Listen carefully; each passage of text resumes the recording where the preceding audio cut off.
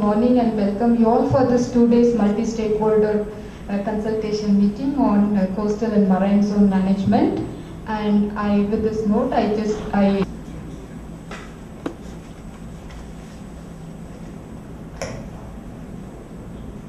A very good morning to all of you. Dr. Swaminathan, Dr. Ramesh, distinguished guest or participant for this particular workshop, and my colleagues from the foundation, and ladies and gentlemen. The idea of this consultative meeting on the coastal and marine zone management has been essentially a brainchild of one of our friends, Dr. Mohanty and Dr. Devata, and many of the other people who are here. But at the same time, although this idea, we grabbed the opportunity to host it here, primarily looking at the engagement of MS Swaminathan Foundation over the years in the coastal areas in particular. I think in this very hall on 26th of December, as a mark of 10 years of tsunami event, we released a booklet which gave the details of what MSSRF has done during last 20 years in our coastal zone management program, or what we call a coastal systems research program, which has been one of the first programs which was undertaken from the inception of this particular foundation. So, specifically the coastal ecosystem is of great relevance in Indian context, with about 77,500 kilometers of long coastline and 2 island states, both Andaman, Nicobar and Lakshadweep Islands, as well as millions of people who are staying close to the coastal ecosystem or the coastal region. I think something like about 30 to 35% of the people are concentrated on the coastal ecosystem. And also they struggle for their lives and livelihoods on a daily basis. I think although these are resource-rich ecosystem, it is the only ecosystem which forms the connecting link between the terrestrial and agricultural ecosystem. But at the same time, there are enormous problems. There are regulations, there are livelihoods, there are issues of pollution, there are issues of scientific issues of shifting of the shoreline or the coastline, so which is affecting on a day-to-day basis the livelihoods of the coastal population. There are extensive rules of coastal zone management. I think Dr. Swaminathan himself, he will be speaking about it. He chaired 2 committees on these coastal zone management issues. But I think if we need to look into the progress of the coastal ecosystem, I think it is not going to be a single sector which is going to manage, and it has to be a multi-sectoral approach, taking everybody's concern as well as challenges and opportunity for everybody's growth and progress. I don't think anybody in this hall or outside any sector, they would like to do extensive damage to the ecosystem while looking into their own sectoral interest. Everybody wants a structured or concerted management aspect of this. While science and scientific advances can achieve the progress, at the same time we also need to look into the concerns of the local communities who are conserving, protecting and somewhat preserving this coastal ecosystem as a whole. There are issues of marine ecosystem, marine resources, there are issues of the land resources, there is agriculture, industry. We at Swaminathan Foundation, in a very small way, during the last 20 years, has been able to restore something like 7,000 hectares of degraded mangroves through innovative management practices, but what we call it as a joint mangrove management practices. At the same time, we are also looking into the aquatic resources, where we have in Kumbhaka established what we call a Fish for All Center, which looks into the entire, from capture to consumption, looking into the entire value chain of the fishing things. And recently we have our program which is in Vedaranyam, which is looking into also the occupational health of the salt workers of the Vedaranyam region, and there are several other issues which are all being done. At the scientific level, I think we have established what we call a carbon flux monitoring system in Pichapura mangroves, looking into what are the type of challenges and issues are there, and what are the opportunity for everybody talks about carbon trading and other issues. My colleague Sophie also led a study which was supported by SciComm and World Bank on dealing with looking into the livelihood aspects of something like 12,000 fisherwomen represented from 8 different states. So these, I think, you will be making a presentation, you will bring out the issues what on the ground level being faced. At the same time, there are also opportunities of advanced technology which can be used for sustainable management of the degraded ecosystems or the coastal ecosystems. Many of you would have seen a recent advertisement which came from Ministry of Earth Sciences, I think drugs from the sea. I think there was a call for proposal for how do we manage the resources or how do we add value to the resources. At Swaminathan Foundation, again, we have utilized these mangrove resources for identifying the genes for salinity tolerance so that you can develop crop variety you can go through the saline conditions. I think all the scientific and technical issues will come during the deliberations and the discussions, but what we aim at this particular consultative meeting is to have some type of a strategy or a set of recommendations which will come out from all your practical experiences which is happening in the field, which will look into what are the practical difficulties in implementing this coastal zone management framework, and instead of what Professor says, don't ecology, it should come to the do ecology, so that we are in the line with what can be done rather than what cannot be done. Don't do this, but rather how we could do this. I think with all your inputs, with all your brains put together, I'm sure that we'll have a exciting 2 days meeting and also come out with some fruitful recommendations. Once again, on behalf of my colleagues, I welcome all of you to this particular consultation and look forward to a stimulating discussion ahead. Thank you very much. May I now request Dr. Sukumar Devota, former Director NERI and Vice President Sprime, to set the momentum of this meeting by sharing the background and the purpose of this consultation meeting.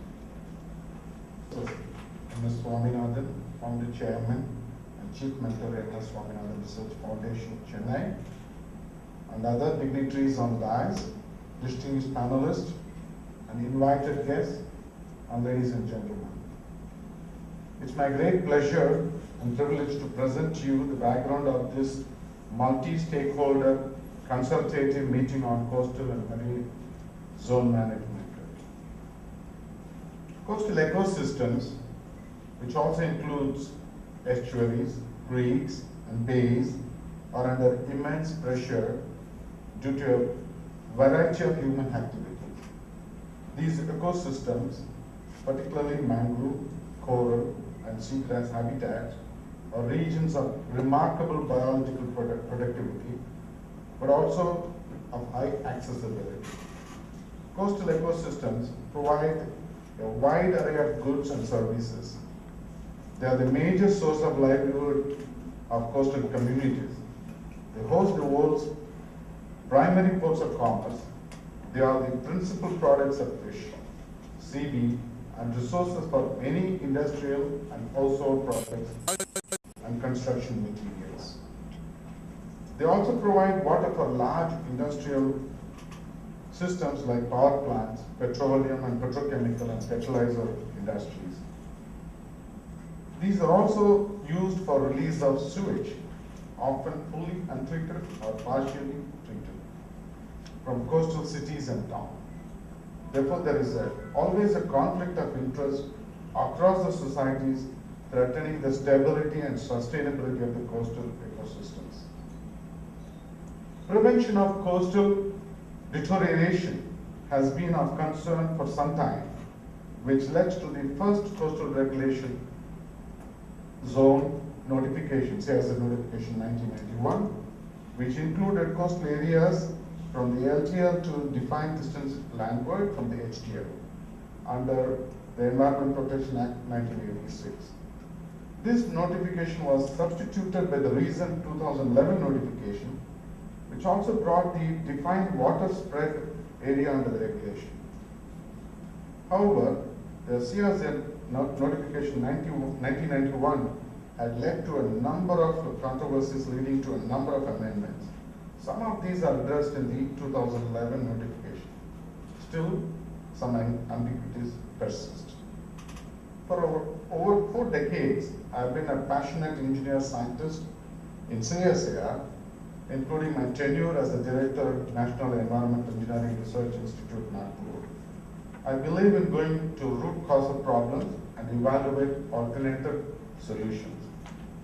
In my post-CSIR phase, I had opportunity of working with regulatory bodies responsible for decision making related to developmental planning, and as the chairman of Maharashtra State Expert Appraisal Committee. During this period, I was amazed at the disciplinary biases and lack of dialogue among stakeholders. We tend to look at it from our own perspective without looking at it from the sustainability point of view. In spite of the CRZ notification in place, there has been a blatant violations leading to damage to coastal ecosystems and violations of rights of coastal population. On the other hand, industries which have made huge investment in these areas in the past are in a dilemma, as they can no longer expand or change their portfolios. This has happened because of CRZ notification. It is more an administrative regulation, which does not seem to take into consideration the capacity of the coastal areas to adjust to the development activity. Therefore, there is a need to debate on the sustainable coastal development vis-a-vis regulations.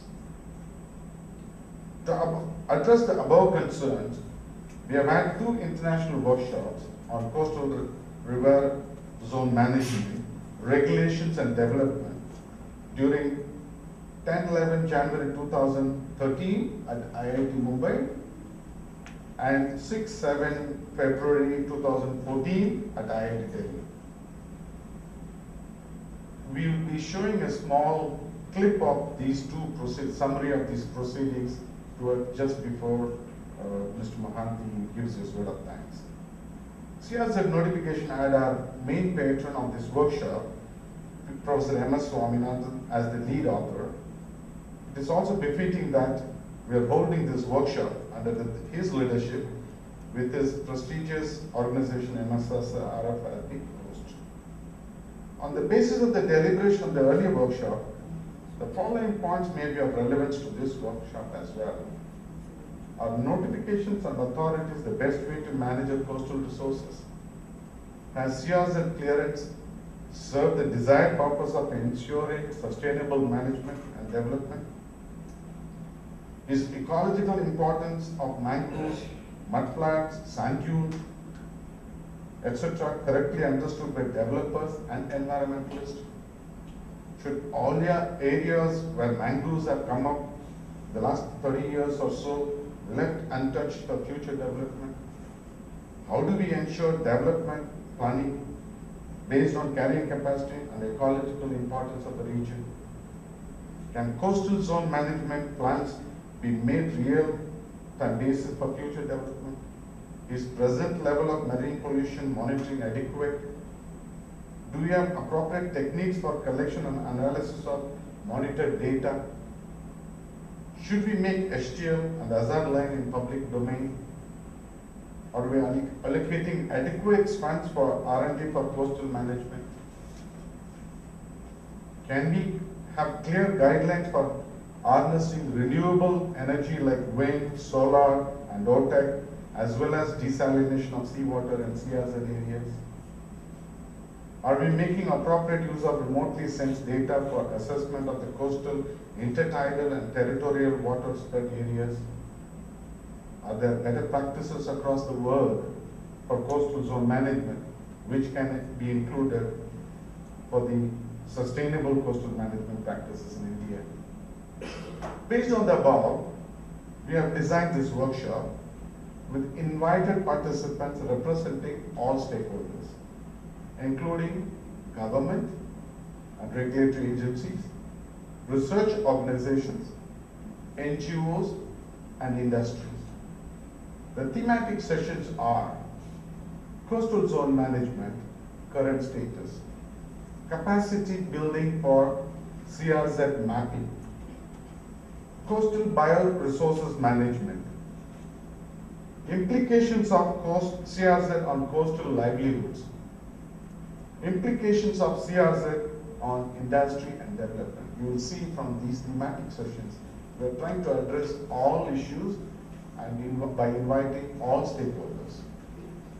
These sessions are in panel discussion mode with theme lead speakers to address the following issues: science and technologies for coastal protection and norms, development versus environment versus social issues, for who and why, future needs, what to consider and what needs to be regulated, considering climate change, developmental, local, and national needs and aspiration scenarios. At the end of the workshop, we hope and aim to get constructive recommendations towards sustainable coastal management, which along with the earlier recommendation will be collated and communicated to Ministry of Environment, Forests and Climate Change for their consideration. I'm sure that you're going to have a very fruitful consultative workshop. Thank you, ladies and gentlemen.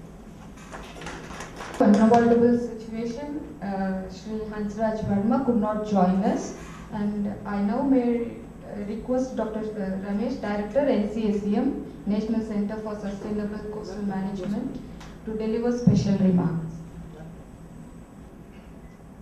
Good morning, Professor Swaminathan, Dr. Ajay Parita, Devota, Dr. Atmanan, Dr. Nevoti, Novelty, and Maleshapa, all my colleagues here.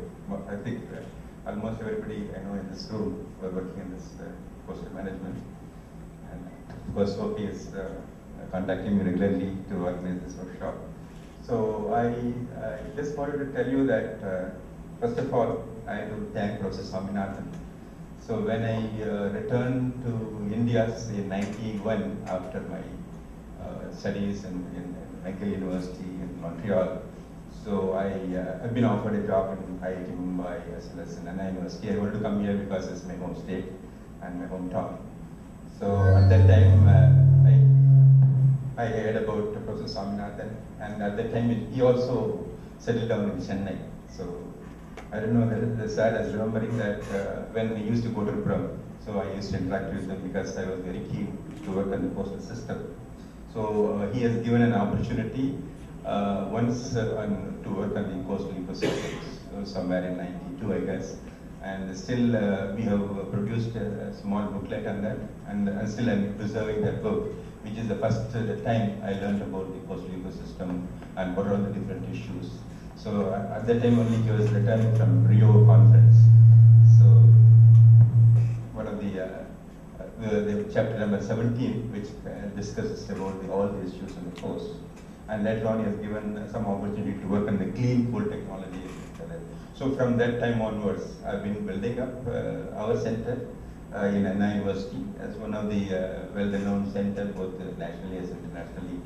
And recently the Ministry of Environment and Forests and Climate Change has recognized a center, and then now we have started a new center called the National Center for Sustainable Coastal Management. So as you know that the Earth system is very dynamic, and particularly the most dynamic aspect is the coastline or the shoreline. So the entire planet is now under pressure because of a few things, because of the population, and particularly when you look at our coastline, and the major issues on the coastline is the human pressure. The urbanization is one of the major issues. So because why people would like to go more to the coast is because there are more opportunities, because there is a huge amount of trading, a lot of ports are being developed. So in our country, when we look at the data, the last 50 to 60 years, it was only 12 ports earlier. At present, we have 186 ports. So more and more ports are coming, I mean, more development is happening. So when large opportunities are there, people also try to move. Not only here, particularly in all the developing countries, we can see, I think if somebody has traveled in South America from Rio to San Paulo, so the entire thing is growing in such a way. I think about more than 40 million people live on the coast. That two cities now are going to come close together. That is the amount of human pressure we have. And particularly when you look at our areas of slums on the coast, I was surprised to see when you visited some of these areas, we see a lot of highly advanced technologies, whether it's a cell phone or internet connection or dish antennas. So they, I mean, very well advanced in all those technologies. But one thing which we still lack is the basic amenities like sanitation and the drinking water, some of these issues. So that needs to be addressed. So it is not like we have to move away from the coast. At the same time, so you have to look at some of the important issues like climate change. People have been talking about this climate change. And the first thing which is going to affect is on the coastline. So I don't want to go into climate chemistry and the increase in CO2 and methane or nitrous oxide. The end product is your temperature. So it is now by all the scientists is well proven. It's nearly more than 0.8 degrees increase of temperature right now. And it is, the buzzword is 2 degrees centigrade in the next 20 years or 30 years. So all the climate talk is going on, what is that effect on 2 degrees centigrade? So even at 0.8 degrees, there's a lot of time lag. This happened after industrialization. In the last 40, 50 years, whatever you have done, that is what you are seeing this 0.8 degrees. So whatever you do right now, because I remember I was measuring the CO2 concentration at 360 or 370 ppm. Right now we were increased to 400 ppm. So I mean, this is the amount of greenhouse gas we are building up in our atmosphere, and it is definitely is going to increase. So if you think we are going to completely stop all the greenhouse gas, I mean no more addition, even then your 2 or 3 degrees is inevitable. So that means we should be able to prepare. There are two things. One is the mitigation and then the adaptation. How do you adapt yourself to the coastline? Because the shoreline is going to change. Because whatever you look at today's shoreline, it is definitely going to change. There are, because of both, you have the change in sea level, and the other one is because of also a lot of anthropogenic activities which we are doing on the coast is also going to give us changes in the coastline. The shoreline change, which we have assessed recently, showed on a national level about 40% of our coast is eroding. 40% of the coast is eroding. The earlier studies we have looked at by the Public Works Department, by the CPWD, they said about 32%. So in the last few years, when you look at, this is not an 1 year average, this is an average for the last 40 years, 1972 to now. It's about, when you add all these different types of erosion, including the artificial coast, is about 40 to 41%. This is a huge amount of human activities. And at the same time, the livelihood which is living there. So I could see some problems there. One is urbanization. The other one is important area which people have been talking about is the deltas. We have seen, like in India, we have major deltas like Ganges, Brahmaputra, Mahanadi, Krishna, Godavari, or even Kaveri. And all these deltas is started, we can see that globally also we have a program on the delta is sinking. The delta is sinking not only because of the sea level rise, because we do have a lot of reservoirs. A lot of reservoirs have been built. During the last 40, 50 years, we have multiplied our reservoirs at dams about 4 times. So the huge amount of dams are built. So the water flow which is going into this coast is completely reduced. The water flow is reduced, and not only the water flow and the sediment discharge. For example, the sediment which is going into these deltas is reduced to a large extent. That's why most of the deltas are shrinking. So I was doing my PhD at actually my first PhD in JNU. I was measuring the Krishna Delta. The Krishna Delta, which I measured the suspended sediment concentration at that time, it was about 4 million tons.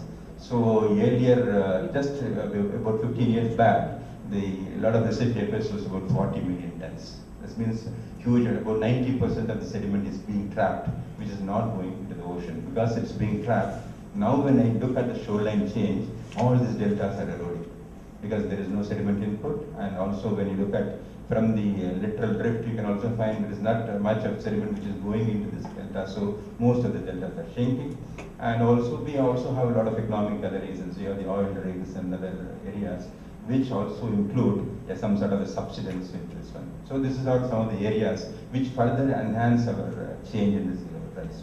So people will be thinking, oh, sea level rise is not much in India. So, but what we have to understand, this sea level rise is happening not now, because we are talking about the last 50 to 100 years. And then whatever we do now, which is going to have a time lag, maybe another 30, 40 years, and you can see that how we are going to adapt to this type of changes. The other issue, I think, I'll be talking maybe of the tea time. One of the major issues with us is about the pollution. So the pollution in all levels, for example, the sewage, we are not treating more than 70% of the sewage, and people have a very wrong myth that if you discharge it into the ocean, it takes care. But you know that we have a large amount of eutrophication is happening. This is harmful algal blooms, which is not even recorded in India. So there is a huge amount of algae which is going there, and it suppresses, and the dissolved oxygen is coming down, and most of the places becomes a dead zone. But at the same time, not showing only the negative aspect, and also there are certain positive aspects which science can deliver. For example, recently there are some good findings that the coral reefs also exist not only and very close to the coast, slightly away. For example, 150 meters, where still we can get some sunlight. There are very good tropical areas where we have this in India also, where we have a very good reef systems are there, and this has to be explored. Right now, I think the technology has developed so much, and I think already there are some reports from Malvern and some areas where we get a very good reef and see how these reefs can be protected. So, I mean, the technology is well developed.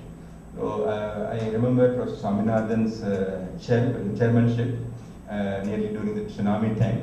So, the coastal regulation zone 1991 was to be revised with the coastal management zone. It is actually based on science. And then there are a lot of people still they use that CRZ regulation, and they would like to keep that the same regulation. So again, under the chairman of Professor Swaminathan, we have this produced the final frontier, and there it recommends the new notification 2011, and still we have received a lot of concerns. So one of the major area which the ministry is focusing is looking at this coastal vulnerability. So we have to look at the coastal vulnerability. So in terms of like what is the hazard zone which we need to protect from the coast, what is actually the buffer zone, because the coast needs a buffer zone, and it is based on the elevation. So when we looked at in our country, the getting a high elevation data is, I mean, the high resolution elevation data is very difficult. So ministry through the World Bank assistance has spent about 150 crores, and now we acquired the data along with Survey of India.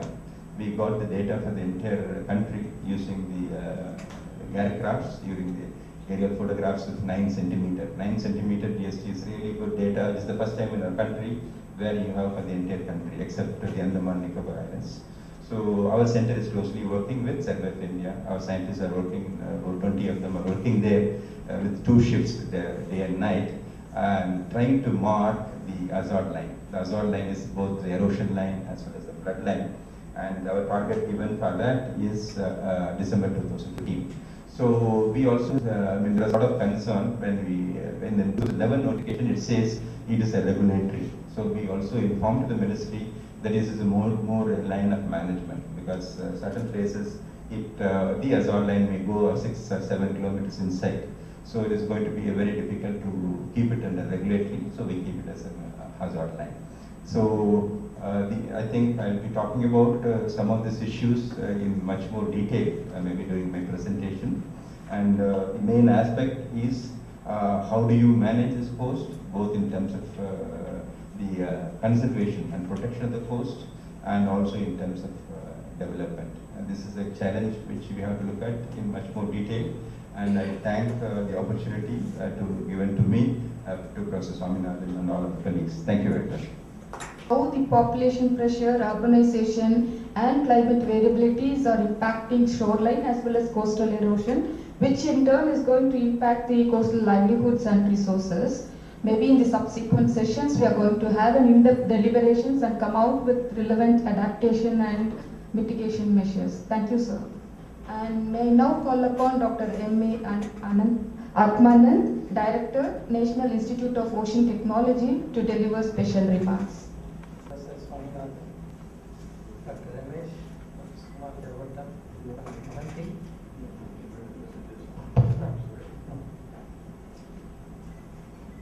It is really a pleasure for me to be here to discuss about the various activities or issues connected with the coast.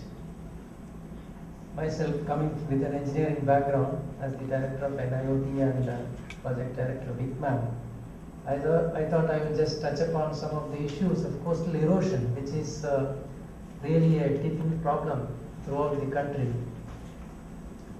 So this coastal erosion is really, there are major two reasons for that. One is of course the natural, as we see due to the cyclones, inundation, and even without cyclone, even during a sort of low pressure which builds up, we see that a lot of erosion is happening. And this is due to the literal shift of sand, which is normally, during the monsoon, it is from north to south and south to east. It happens in our continent. But there is also a little transport of sand going into the ocean. That means the total, which is moving from the south to north, north to south, normally has to have a balance. If that balance does not occur and the sand just goes off, and then we get into a lot of issues. So these issues get, what happens in our country unfortunately is that the issues when the people get affected in the coastal region, suddenly there will be a big commotion and there will be a big hue and cry. People would be left even homeless, and at that time the state really wants to do something because it is necessary to protect the people. So what is done is some sort of solution is immediately done, which perhaps is not really scientifically correct. For example, there has been such issues very recently in Vizag. Perhaps you are all aware. We are also connected with that because the state government, the Honorable Chief Minister himself had called for a meeting with us to find out a solution immediately. So what happens is that the immediate solution, nothing works immediately. The coastal process itself is quite slow, and because of which something you see, what you see is maybe in the last minute, which is very dangerous and it affects the people. But it's a slow process which has to be first studied. How do you study it? I mean, you have to put a lot of measurements. You have to measure what is the direction of the wave, how much is the lateral transport that is taking place. You have to measure all these parameters over a period of time. 2 or 3 seasons we have to do that. That means it will take 1.5 years. And then what we have to do is this has to be put in models. Models are nothing but equations, as you know. But what happens, as we know, the nature cannot be modeled using mathematical equations. There are various softwares, Might 21, Delft 3D. There are so many models, but you see, models also have their own limitations. But to some extent, you can say that you put it into that and then come with a sort of solution which could be used. Now I will come to the other part of the issue. The solutions per se, there are various types of solutions. As you can see, hard solutions and soft solutions. Hard solutions, as we see, unfortunately, if you have been in Pondicherry, you see that Pondicherry does not have a beach because it's full of rocks. So that is a hard solution. That hard solution perhaps is protected, but the beach, which was so beautiful in Pondicherry some years back, is right now not available for the public. So we have lost it. Can we have other solutions? There are other solutions like, groins are there. You see these groins are something like some projections, as you see in the North Madras, also to some extent in the north of Pondicherry. But these groins are to be designed appropriately. If it is not designed appropriately, that also will be a catastrophe. As perhaps some of you may know, if you travel towards Pondicherry through East Coast Road, you would reach Pondicherry, then again there will be a stretch of Tamil Nadu, then again Pondicherry starts. So there has been an issue in Pondicherry region, and they funded and they got some groins. But what happened is that the groin stopped at the border between Tamil Nadu and Pondicherry, and the Tamil Nadu part did not have the groins. And by virtue of that, what happened is that there has been extensive erosion in Tamil Nadu region, and there is something called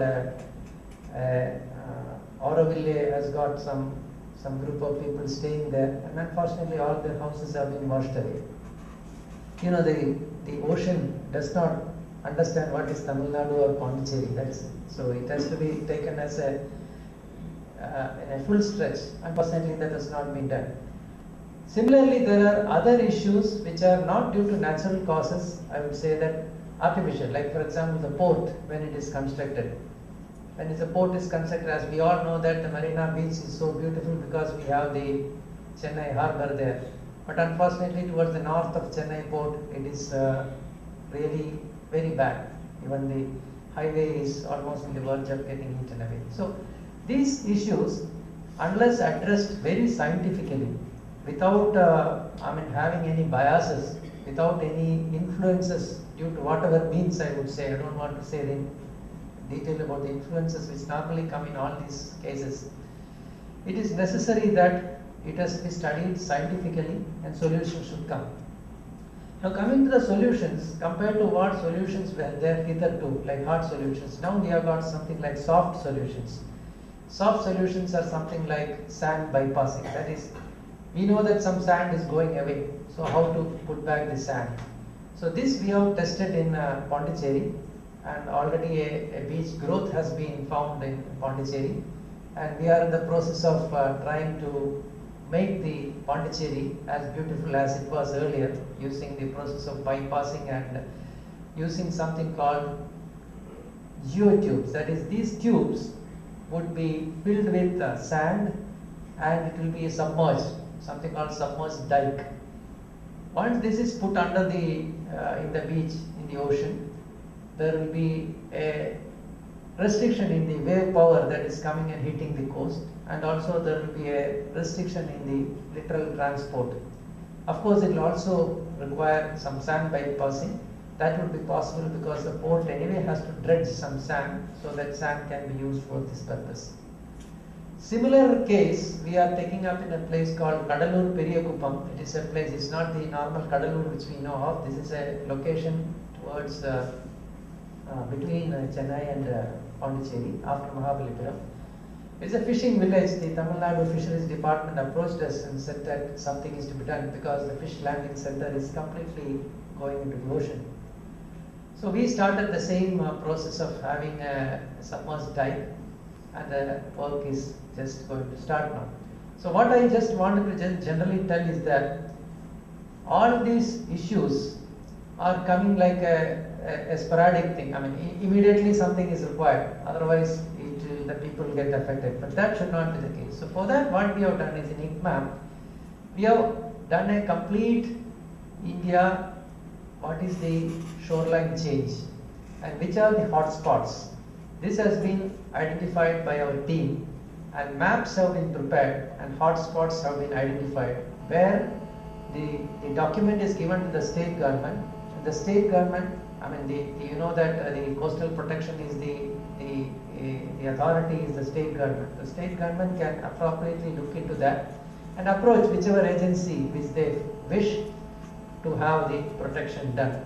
So these maps have been prepared in 1:25,000 scale, and my colleagues Dr. Kankara and Dr. Usha are there here in the subsequent sessions to give more details about these. One thing we always find in these cases is that, for example, when we did it in Vizag or any other place, is that multiple stakeholders are there. For example, the stakeholders are, apart from the state, there is Central Water Commission, the Ministry of Environment and Forest, then there are local ports which are, maybe they say that immediately it is easy to just put on the blame on some port. It may be correct, it may not be correct. So the ports, these are all the stakeholders, and what happens is that their bosses are all completely different. So nobody will listen to the other person. So it becomes extremely difficult for getting into a proper solution. And apart from that, we have institutes like under the Ministry of Earth Sciences, the Institute of NCSM. There are so many institutes which are functioning in the country, and there is no unified approach. So what I feel is that this type of discussion today and finally the outcome tomorrow evening, I would feel that apart from the scientific part, the managerial part, who is to do what exactly at some highest level, if it could be recommended to the government, I think, and then implemented, that would be a really good thing, because otherwise never ever a particular solution could be adopted by the state. I would also like to add a little bit on the pollution part. You said, you know, that there is a program of COMAPS which has been going ahead with our ministry under ICMAM, wherein all the areas, all the coastal line areas in the country has been monitored for pollution, and hotspots have been identified, the regions which are having maximum pollution. So this has been identified and it has been given to the Pollution Control Board. But the issue is that the Pollution Control Board has to see in a overall manner, taking into account this plus their request for having an industry, all these things together, and come to a sort of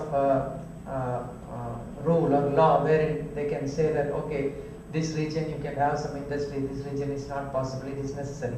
So this also requires a lot of effort. So I would feel that a consolidated effort from data from COMAPS, which is available in the web for anybody to use, and also from other stakeholders, is necessary to be done, as I explained a little bit earlier.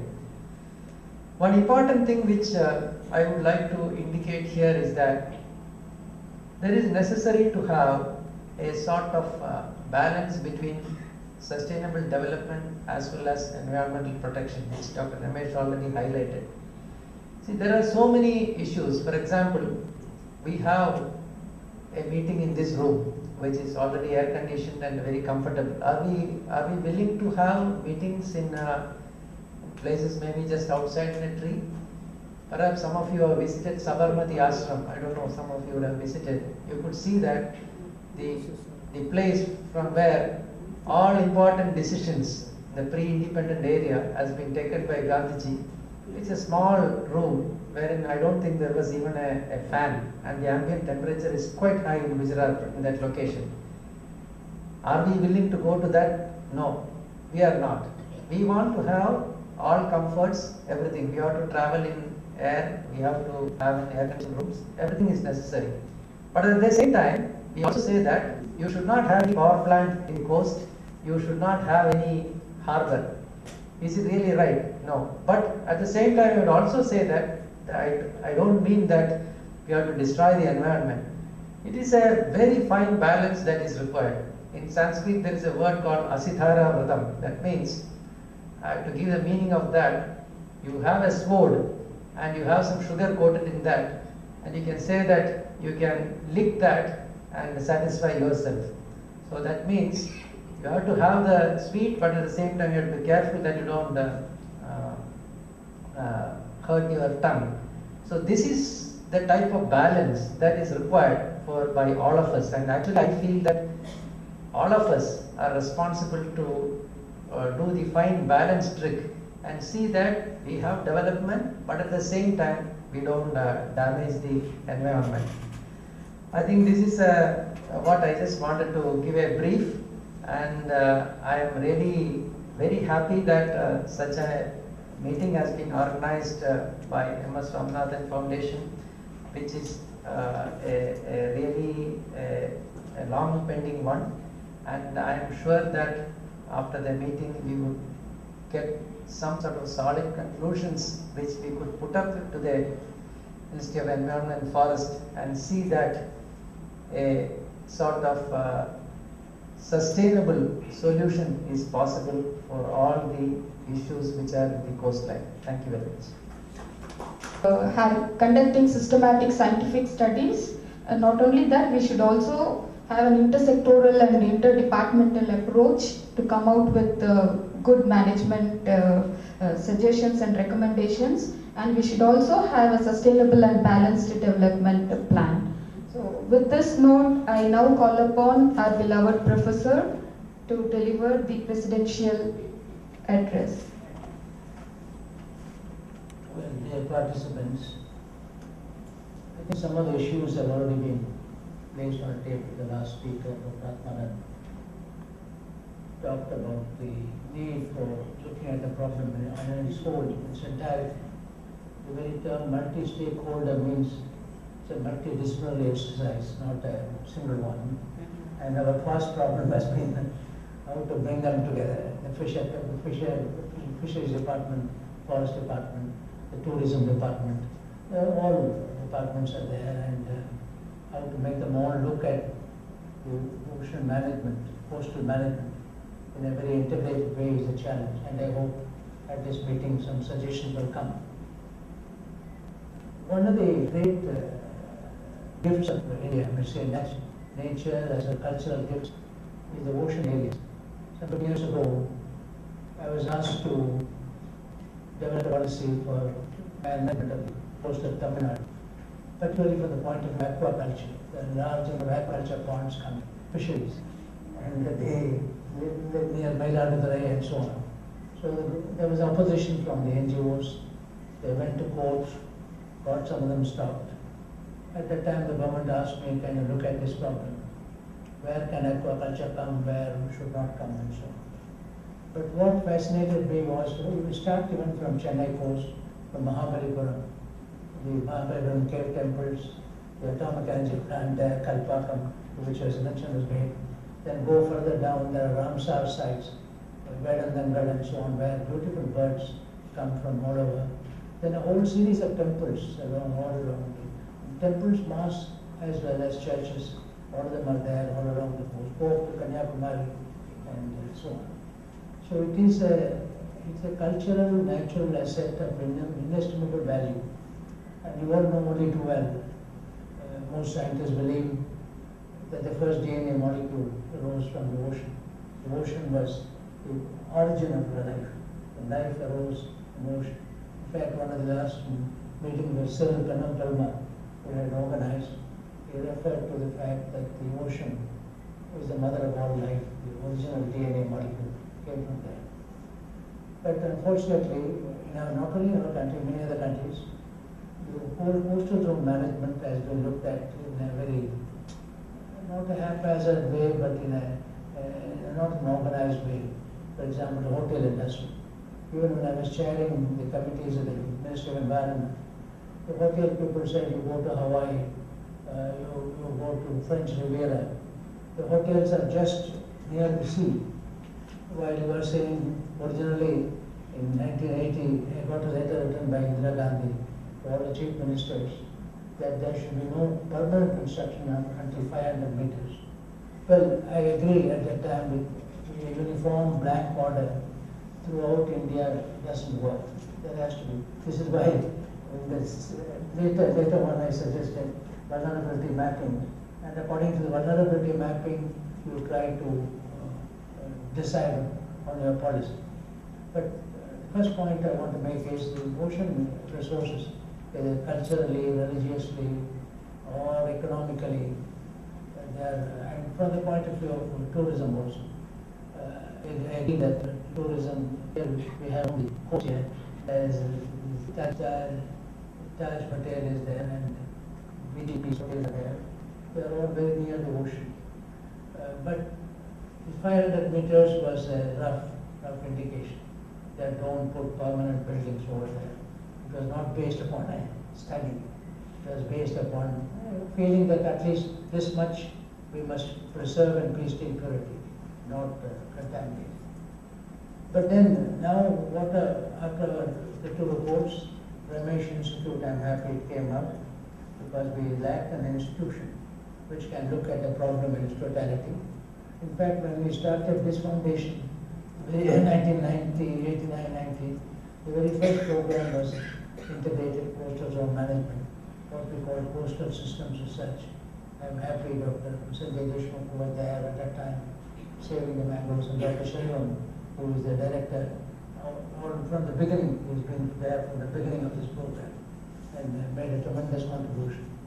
Now, how are we going to see that our ocean resources are economically beneficial? Pollution was mentioned. Only recently we saw in Sundarbans. Sundarbans is one of the most beautiful mangrove forests and the home of the tiger. In fact, the Project Tiger was the one which includes Indira Gandhi and started the Sundarbans development. But their oil spill has caused enormous problem. It is not on our side of Sundarbans, it is on the Bangladesh side of Sundarbans. Nevertheless, the Gangetic dolphin, many of these have large number of them have died. Therefore, how do you keep it pollution controlled? How do you manage? Incidentally, as you all know, because the oil spill, out of bobbled oil spill, that is the one which led to the first patent in the world for a living organism given to Anand Chakrabarti from the United States. A non-resident Indian, Anand Chakrabarti had a Pseudomonas species which can gobble up oil spills. So that we have to have bioremediation, as we call them. We have to have methods by which there's a lot of research which needs to be done to keep the coastal zone management. One is coastal zone management in an administrative sense, bringing the forest department, fisheries department, tourism department, agriculture department, all of that. But the other is to provide the scientific base, the scientific underpinning of this management is very important. How do biodiversity conservation? Biodiversity conservation is exceedingly important. In fact, a coral reef, if you look at the coral reef, Gulf of Mannar and so on, or even Lakshadweep, a lot of them have been unfortunately destroyed for the purpose of mining of limestone mining and so on. But if you look at the coral reefs, they are called the biological equivalent of a rainforest. The rainforests are the richest in biodiversity. Similarly, the coral reefs are very rich in biodiversity. We don't have to go to America to see such a beautiful collection of life in the coral reefs. How are we going to preserve all of them? There is not enough understanding. The seagrass beds, when we started the work here 25 years ago, Dr. Rajeshwari Anand was here, our work was on seagrass beds. But I have later on seen most of the seagrasses have also gone. They have all been gone. And sustainable, this today, no, not today, this month is the beginning of the UN Decade of Sustainable Development. From 2015 to 2025, the earlier one was called UN Millennium Development Decade. Now it is UN Sustainable Development Decade. Everything has to be sustainable. Sustainable from the point of view of ecology, environmental sustainability, sustainable from the point of view of social sustainability. Even the theme is headed, in my first report was misunderstood. The fishermen thought by saying that you have to not have a strict rule, 500 meters, 700 meters, but go by the vulnerability analysis and so on. Some flexibility.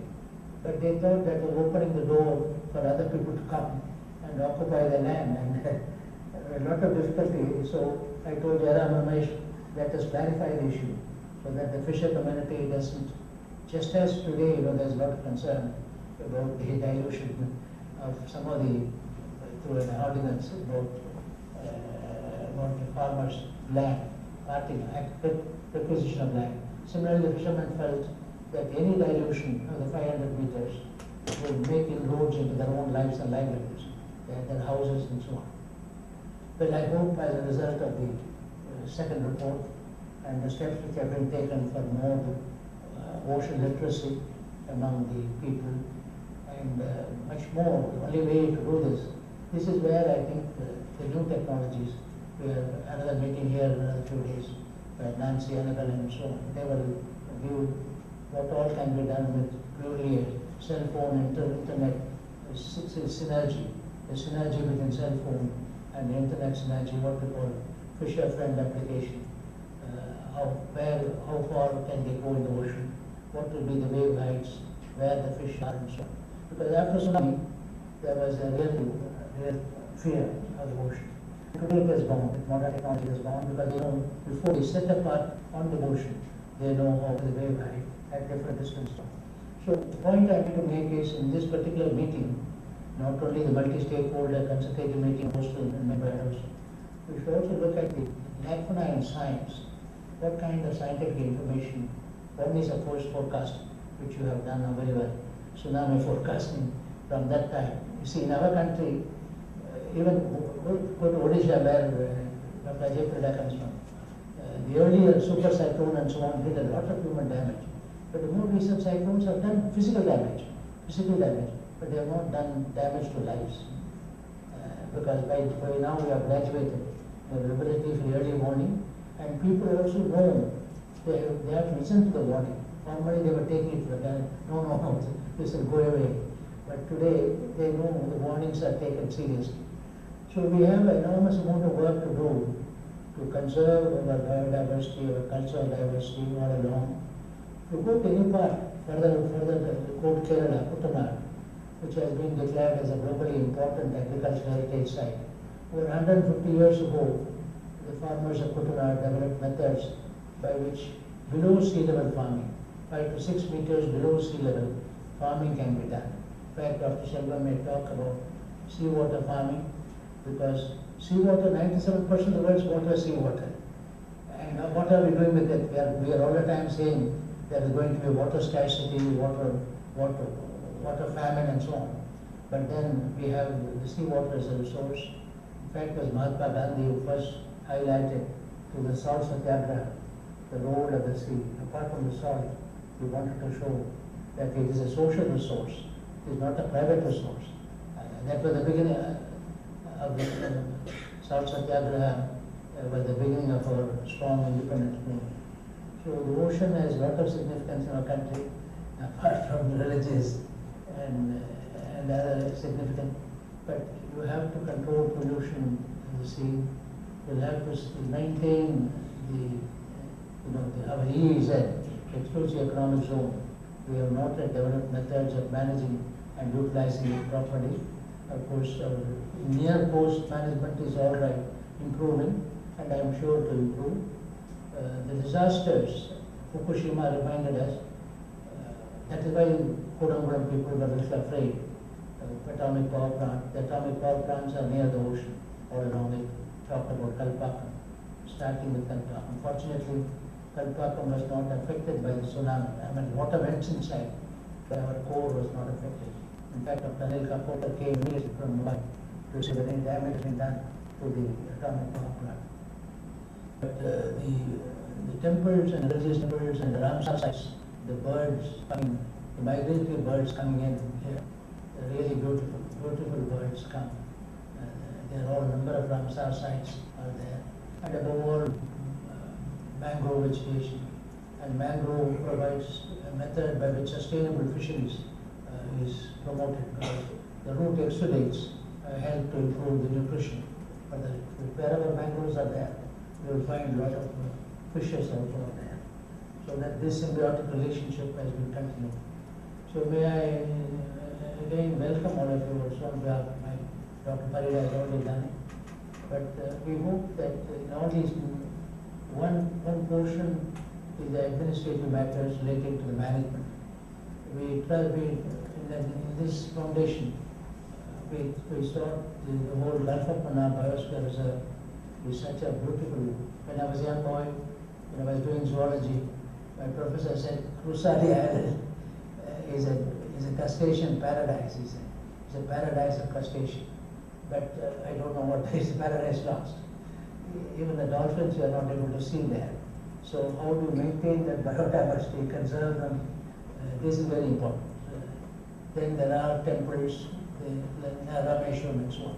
In fact, when we had the Gulf of Mannar study, one of our consultants suggested a bird park near Rameshwaram temple, because he said so many young people are coming to the temple, young boys and girls. They don't know how after worshipping, they don't know how to spend the time. Why not we put so many birds are coming, birds, so that they can understand the beauty of life and so on. So we have to create more. So the Gulf of Mannar Biosphere Reserve, out of the 21 islands, one is still with the Fisheries Department, the other is with the Forestry Department. Whenever we have a meeting, they discuss only about that issue, who controls the island, but how to manage it properly and how to. So we suggested the Gulf of Mannar Biosphere Trust. Even the other day, I saw the trust had called a meeting. The idea was the Forest Department, the Fisheries Department, and the local community. They form a trust. They hold the Biosphere Reserve in trust for posterity. The concept of Mahatma Gandhi's trusteeship. You are not the owner, you are a trustee, and you must leave it for your future generation in a much better condition. Well, we have to think of why I cited one example with the Biosphere, Gulf of Mannar Biosphere Trust. In fact, Dr. Federico Mayo was come here, former director of UNESCO. He had a meeting in spring on Biosphere reserves of the 21st century, and they particularly commended this initiative. And they said, Biosphere reserves of the 21st century must be maintained on a trusteeship model. The people of the area plus the officers, whether they're official people, whether they're officers. In other words, we think it's a common joint responsibility. So on the one hand, you need more scientific data, which I hope you will do. On the other hand, we have to see management principles in which the community feels involved. The community, we must think. When I was president of IUCN, I found the Bodos were doing a lot of damage to Manas sanctuary. That was 1989 or so. I got a message. Manas is one of the most beautiful World Heritage sites. Then I went there